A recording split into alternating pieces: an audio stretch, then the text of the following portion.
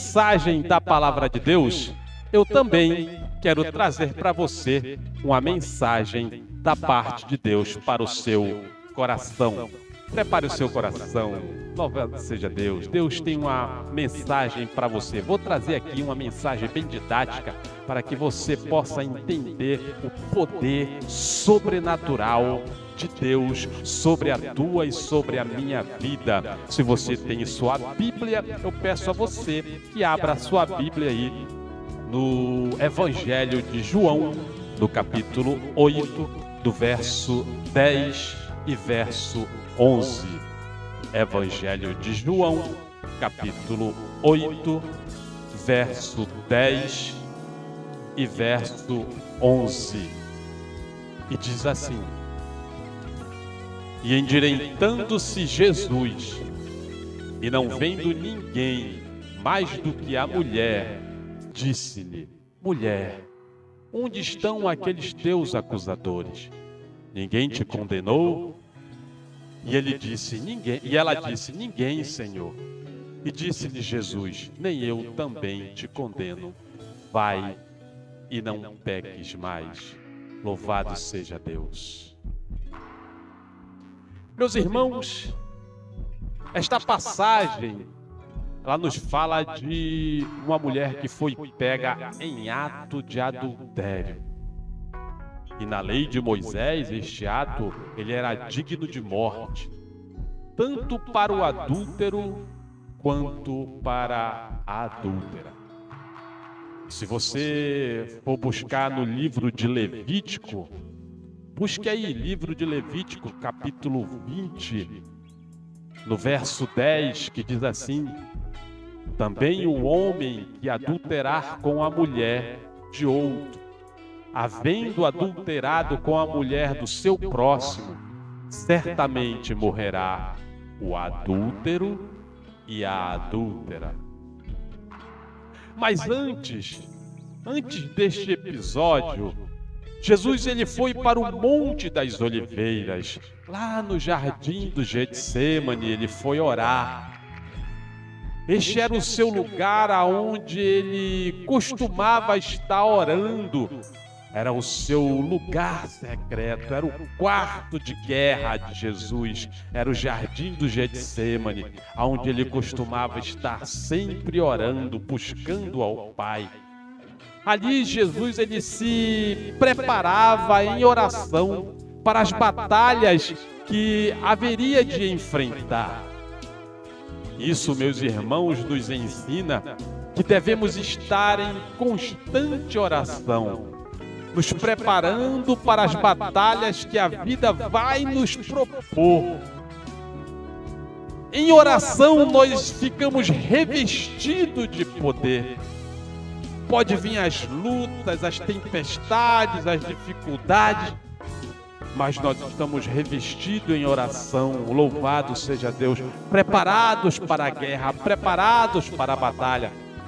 Para isso temos que ter o nosso quarto de guerra. Temos que estar em constante oração. Temos, meus irmãos, que estar preparados espiritualmente, orando o tempo todo. Jesus, ele sabia disso. E por esse motivo, ele foi para o monte orar. Jesus, ele foi se preparar para a guerra, meu irmão, que haveria de vir sobre ele. Ele vivia uma vida de oração. E ele precisava ser revestido de poder para vencer as tentações e provações que viriam sobre ele. Até porque, meu irmão, Jesus é 100% Deus e era 100% homem. Jesus, como Deus, ele sabia o que viria a acontecer no dia seguinte. Tanto é que ele foi para o monte orar. Ele foi orar, foi buscar revestimento, porque ele sabia o que poderia acontecer, o que haveria de acontecer com ele no dia seguinte. Pois como homem, ele precisava de revestimento espiritual através da oração. Por isso ele foi orar de madrugada. Ele foi para o Monte das Oliveiras, foi para o Jardim do Getsêmani, receber poder, se revestir de poder para o dia seguinte. E eu entendo que nós precisamos estar nos revestindo de poder em oração. Precisamos ter uma vida de oração. Temos que separar o tempo para orar, para buscar a Deus, para nos revestir de poder. Muitas vezes nós temos esse tempo, mas não oramos, meu irmão. Não buscamos a Deus. Em Efésios, no capítulo 6, verso 18, nos ensina a estar orando em todo o tempo, com toda oração e súplica no Espírito, e vigiando nisso. Veja que depois de orar, Jesus pela manhã bem cedo vai ao templo e, assentando-se, ensinava os que vinham se achegando a ele. Quando as pessoas viram Jesus, começavam a se aglomerar para ouvir os seus ensinamentos. Ele então aproveitava e pregava, aleluia, o Evangelho para aqueles ali que estavam ao seu redor para ouvir os seus ensinamentos. Por isso, meu irmão, não podemos perder a oportunidade de falar de Jesus para as pessoas. Não podemos perder a oportunidade de pregar o Evangelho de Jesus. Muitas das vezes nós temos esta oportunidade, mas nós nos calamos, não falamos de Jesus. Aleluia! Seja para uma pessoa, seja para duas, ou muito mais, uma multidão, sei lá. Mas temos que pregar a palavra de Deus. Louvado seja o seu nome. Aleluia. Jesus, ele não tinha tempo ruim para pregar. Ele pregava tanto para a multidão como para uma só pessoa. Ele pregava para a multidão porque no mar da Galileia, na praia, ele ficava ali na praia, subia no barco e deixava o vento bater contrário a ele, para que sua voz fosse, e usava o vento de microfone para as pessoas, a multidão.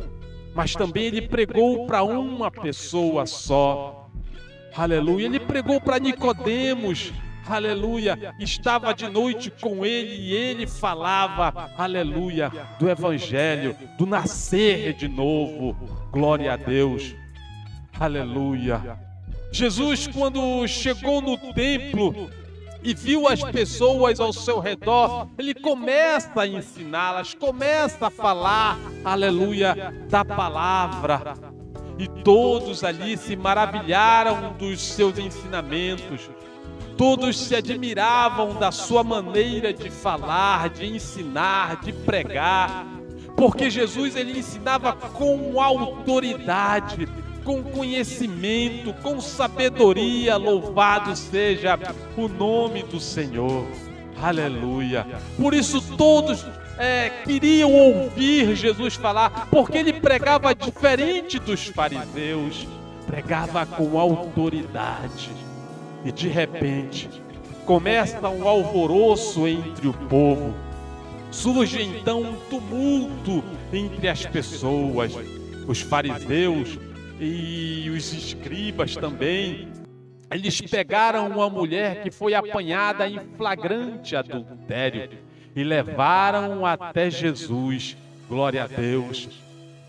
Eles acharam essa mulher no ato de adultério.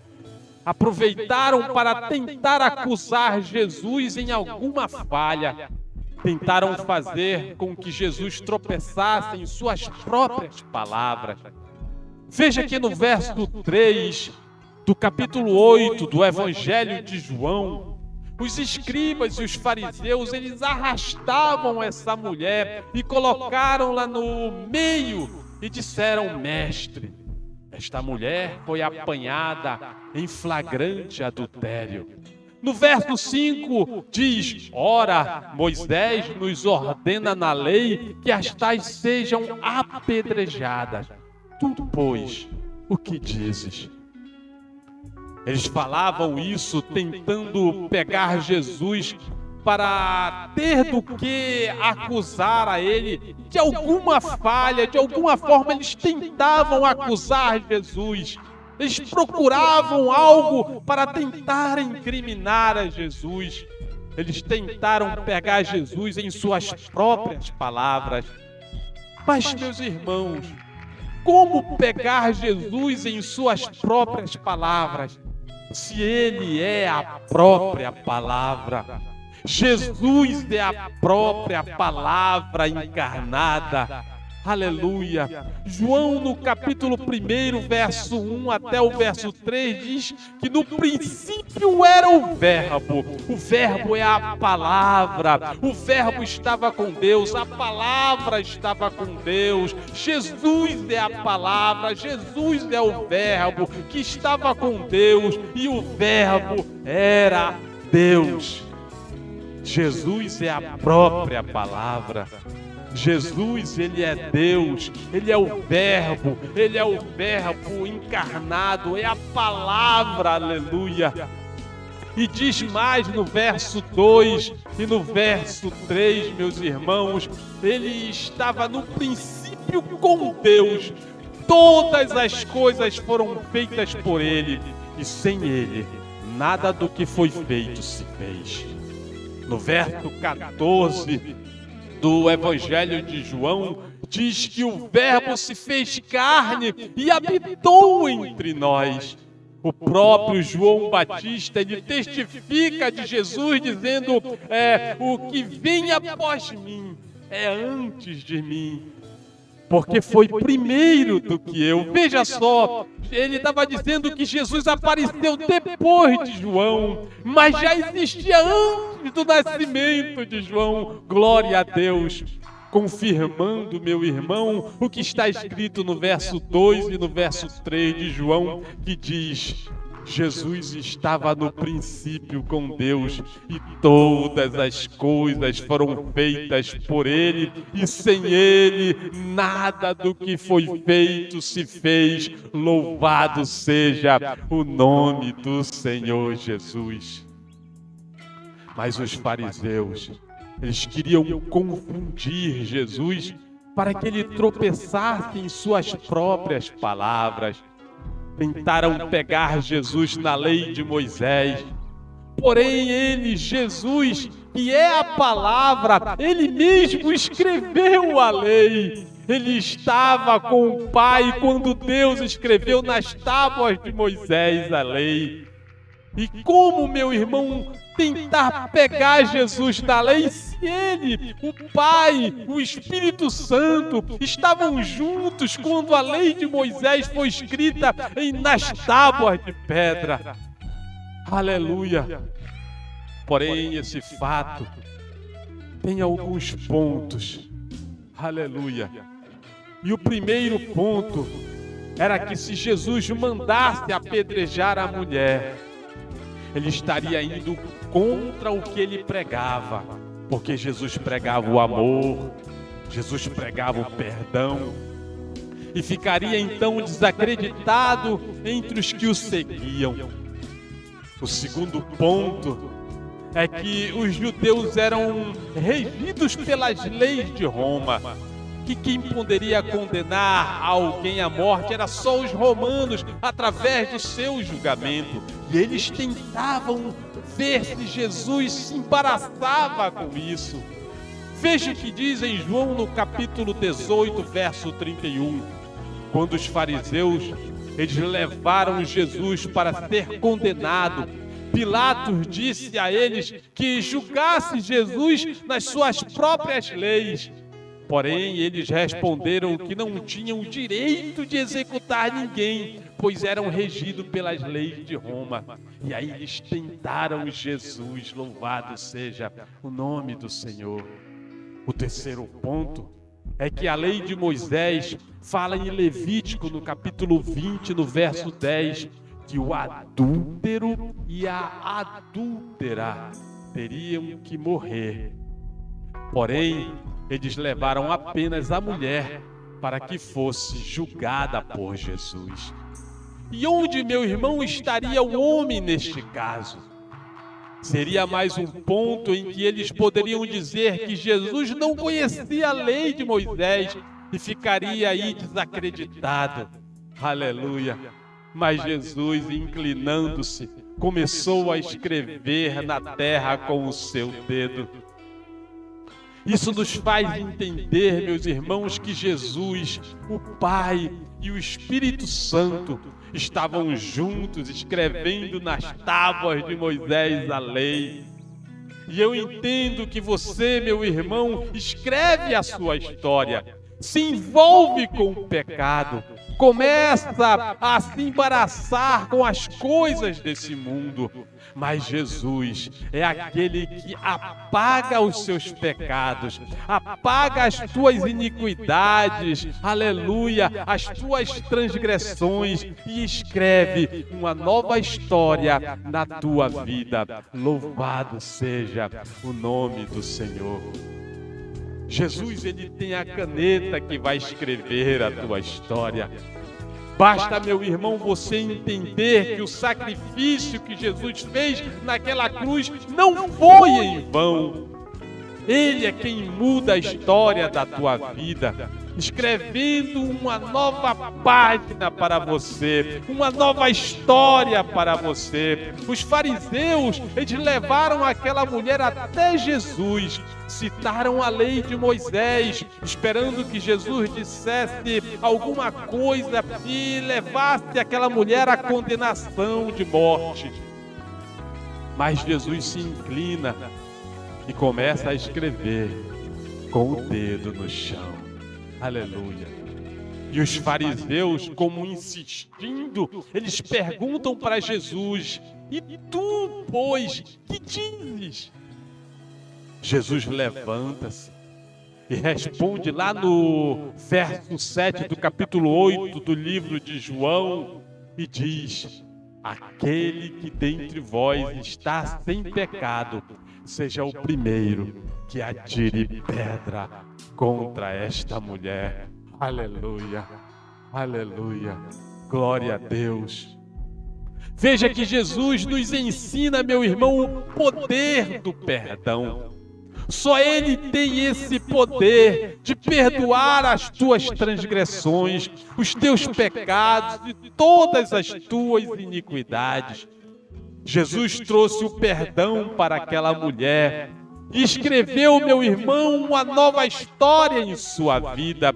Jesus, ele muda a história. Jesus, ele apaga os teus pecados e muda totalmente a tua história. Jesus mudou a história daquela mulher e quer mudar a tua história, quer mudar a tua vida, quer transformar a tua vida, quer fazer de você uma nova criatura. Louvado seja Deus. Em Isaías, no capítulo 1, verso 18, diz o seguinte: se os teus pecados sejam como a escarlata, eles se tornarão brancos como a neve, e ainda que sejam vermelhos como o carmesim, se tornarão brancos como a pura lã. Jesus, aleluia, Ele muda a tua vida, Ele muda a tua história. Jesus, Ele tem o poder de perdoar pecados. Ele perdoou o pecado daquela mulher, aleluia, que trouxeram arrastada talvez pelos cabelos e jogaram lá no meio, aonde todos acusavam. Jesus trazia o perdão para ela, aleluia. Ele se inclina, escreve com o dedo na terra, aleluia, dizendo: eu vou escrever uma nova história para a tua vida. Assim Jesus quer fazer com você. Ele perdoou aquela mulher, aleluia. Quando todos foram embora, então acusados pela sua própria consciência, Jesus pergunta àquela mulher e diz: mulher, onde estão aqueles teus acusadores? Ninguém te condenou? E ela disse: ninguém, Senhor. E Jesus então responde para ela dizendo: nem eu te condeno. Vai e não peques mais. Aleluia. Jesus deu uma segunda chance a ela. Jesus quer te dar uma nova chance. Jesus está te dando uma nova chance. Ele está, aleluia, querendo perdoar os teus pecados. Arrependa-se, entrega a sua vida a Jesus. Saiba que só Ele pode mudar a tua história, escrever uma nova história na tua vida, mudar, aleluia, os teus caminhos e fazer de você uma nova criatura. Aleluia. Aleluia, e a partir do momento que você crê, aceita Cristo, há mudança de vida, há uma nova história para você. Aleluia, agora Jesus, Ele inicia em sua vida uma mudança radical, uma nova história. O Espírito Santo, Ele começa a moldar a sua vida, a transformar de maneira sobrenatural a tua história, a tua vida. Aleluia. Assim como Ele trouxe o perdão para aquela mulher, Ele também quer perdoar você. Assim como Ele escreveu uma nova história para aquela mulher, Ele quer escrever uma nova história para a tua vida. Entregue a sua vida a Jesus. Saiba que só Ele pode mudar a tua vida. Só Ele pode transformar a tua vida. Só Ele pode trazer o perdão dos pecados para você. Aleluia. Louvado seja Deus. Quando Ele disse, mulher, aleluia, aleluia, vai e não peques mais. Glorificado seja o nome do Senhor Jesus. Que Deus possa te abençoar, meu irmão. Que Deus possa fazer você entender que só Ele pode perdoar os teus pecados, mudar a tua história, transformar a tua vida, fazer de você, meu irmão, uma nova criatura. Louvado seja o nome do Senhor Jesus. Glorificado seja o Senhor. Fique com esta mensagem. Que Deus possa te abençoar. Quero trazer um louvor aqui e daqui a pouco estaremos encerrando a nossa live em nome de Jesus. Para isso quero trazer o louvor com Adiel Souza, presbítero Adiel Souza. Curta esse louvor em nome de Jesus. Nós vamos enaltecer a Jesus. Quero louvar a Deus por esta oportunidade de estar aqui mais uma vez. O nosso pastor presidente, pastor José Carlos de Limas, todos os companheiros, pastores, presidentes, todo que forma este ministério, Deus o abençoe. O sol maior.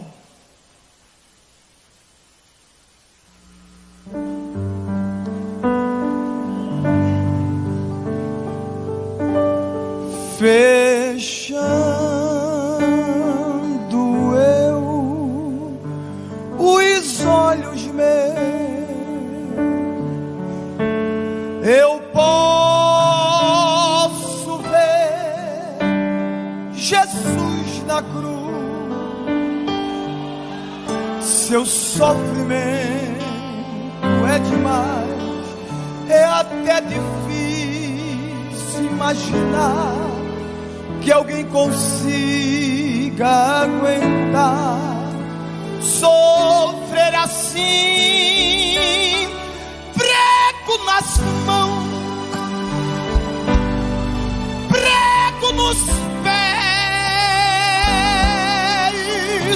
Jesus está sofrendo e sabendo que tudo isso é por mim. Eu não me controlo. Quando eu penso nisso eu choro. Ainda estou ali, parado. Olho para suas mãos e lembro dia Ele estendeu para curar, mãos que um dia Ele estendeu para salvar, mãos que um dia Ele estendeu, mãos que um dia Ele estendeu para dar vida outra vez. Agora são mãos feridas,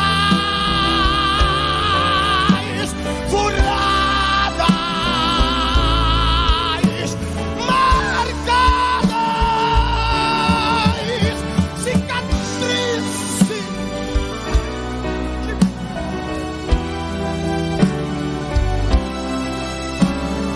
Para que eu e você pudesse ser livre.